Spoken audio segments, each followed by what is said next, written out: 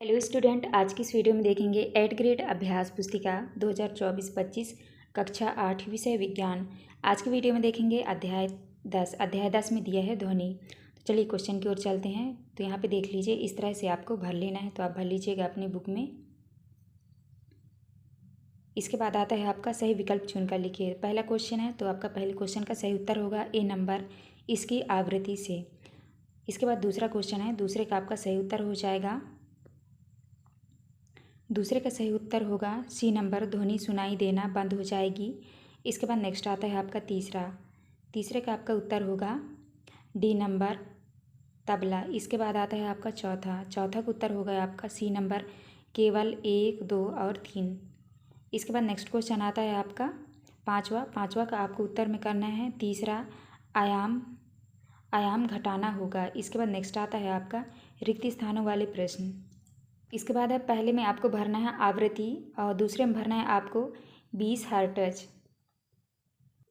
Next question है तीसरा में भरना है आपको शोर, और चौथे में भरना है आपको प्रबल, और पाँचवें में भरना है आपको हर्ट्ज। इसके बाद नेक्स्ट आता है आपका अति लघुत्तरीय प्रश्न क्रमांक 3 का उत्तर करना है आपको। हाँ, हमारे गले में स्थित स्वर यंत्र वोकल कार्ड कंपन करता है। इसके बाद आता है आपका चौथा के उत्तर में करना है आपको पुरुषों की ध्वनि का तारत्व कम होता है, इसके विपरीत महिलाओं की ध्वनि का तारत्व अधिक होता है, इसीलिए इनकी आवाज़ पतली होती है। इसके बाद नेक्स्ट क्वेश्चन आता है आपका पाँचवा, तो आपको पाँचवें के उत्तर में लिखना है ध्वनि की प्रबलता आयाम के वर्ग के अनुपात में बढ़ती है, यदि आयाम दुगुना कर दिया जाए तो प्रबलता 4 गुना बढ़ जाएगी। इसके बाद नेक्स्ट क्वेश्चन आता है आपका छठवां, प्रश्न क्रमांक 6 के उत्तर में करना है आपको नहीं, आप कार के बाहर खड़े अपने साथी की आवाज़ नहीं सुन पाएंगे, क्योंकि शीशे बंद होने के कारण ध्वनि तरंगे भीतर प्रवेश नहीं कर पाती है। इसके बाद नेक्स्ट क्वेश्चन आता है आपका प्रश्न क्रमांक 7, तो 7 के उत्तर में करना है आपको किसी वस्तु के प्रति सेकंड में किए गए दोलनों की संख्या को आवृत्ति कहते हैं, इसकी इकाई हर्ट्ज है। इसके बाद आता है आपका प्रश्न क्रमांक 8, तो प्रश्न क्रमांक 8 में देख लीजिए, इस तरह से चित्र बना है ए और बी। तो यहाँ पे आपको उत्तर में करना है, पहले के उत्तर में करना है कि सीटी और ढोल बजाने पर अधिक तारत्व की ध्वनि सीटी उत्पन्न करेगी। इसके बाद नेक्स्ट आता है आपका दूसरे के उत्तर में करना है आपको पक्षी की ध्वनि का तारत्व अधिक होगा।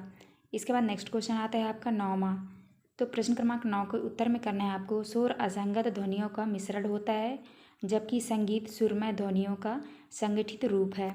हाँ, यदि सुरमय ध्वनि का स्तर बहुत अधिक हो जाए तो वह शोर बन सकती है। इसके बाद नेक्स्ट क्वेश्चन आता है आपका प्रश्न क्रमांक 10, तो 10 के उत्तर में करना है आपको यदि कंपन की आवृत्ति बहुत कम या बहुत अधिक हो तो वह ध्वनि श्रव्य सीमा से बाहर होती है और इसीलिए हम उसे नहीं सुन सकते।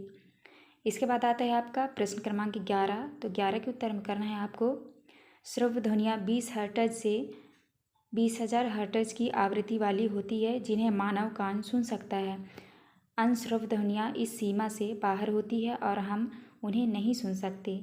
इसके बाद आता है आपका प्रश्न क्रमांक 12, तो 12 के उत्तर में करना है आपको TV, mixer grinder, washing machine, traffic की आवाज़ें, लाउड स्पीकर, फ़ोन की रिंगटोन।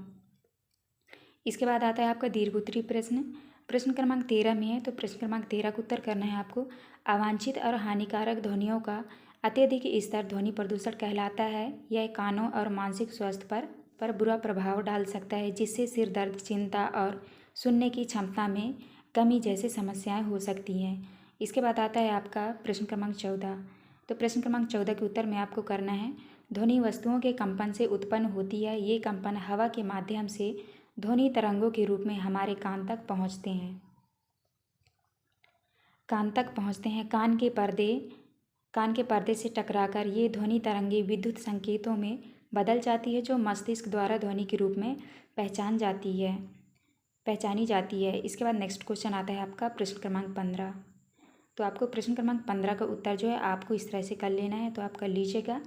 इसके बाद आता है आपका प्रोजेक्ट कार 1 में क्वेश्चन दिया है कम से कम 5 प्रसिद्ध भारतीय संगीतज्ञों तथा उनके द्वारा बजाए जाने वाले वाद्य यंत्रों की सूची लिखिए। सूची बनाइए। तो आपको यहाँ पे लिखना है वादक का नाम, वाद्य यंत्र का नाम और वाद्य यंत्र का चित्र। तो आप इस तरह से कर लीजिए। जैसे पहले में लिखा है पंडित हरि प्रसाद चौरसिया बाँसुरी, दूसरे में है उस्ताद जाकिर हुसैन, यहाँ पे आपको लिखना है तबला, तीसरे में है पंडित रविशंकर, आपको लिखना है यहाँ पे सितार। तो इस तरह से आपको भर लेना है। इसके बाद आता है आपका दूसरा क्वेश्चन। तो दूसरे क्वेश्चन में लिखा है साला घर मोहल्ले में अवलोकन कर ऐसे वाद्य यंत्रों की सूची बनाइए जो आपने देखे हैं। तो आपको उत्तर में करना है मृदंगम, ड्रम, सिलाफन, छोटे ढोल, तबला, हारमोनियम, बाजा, सेलेस्टे, पियानो, क्लेवियोला, पाइप, ऑर्गन, तुरही, बाँसुरी। इसके बाद आता है आपका प्रोजेक्ट कार 2। प्रोजेक्ट कार 2 में आपको उत्तर में करना है गाड़ियों का हॉर्न, निर्माण कार, तेज संगीत, लाउड स्पीकर, इंडस्ट्रियल मशीनें। तो आपको इस तरह करना है। इसके बाद आता है आपका 12 नंबर। तो 12 नंबर में आपको उत्तर में लिखना है शांत वातावरण, स्वस्थ जीवन, ध्वनि प्रदूषण से बनाएं दूरी। इसके बाद है यहाँ पे लिखना है आपको शोर कम करें, सुकून बढ़ाएं, ध्वनि प्रदूषण को दूर भगाएं। तो आपको इस तरह करना है। ये था आपका लास्ट क्वेश्चन।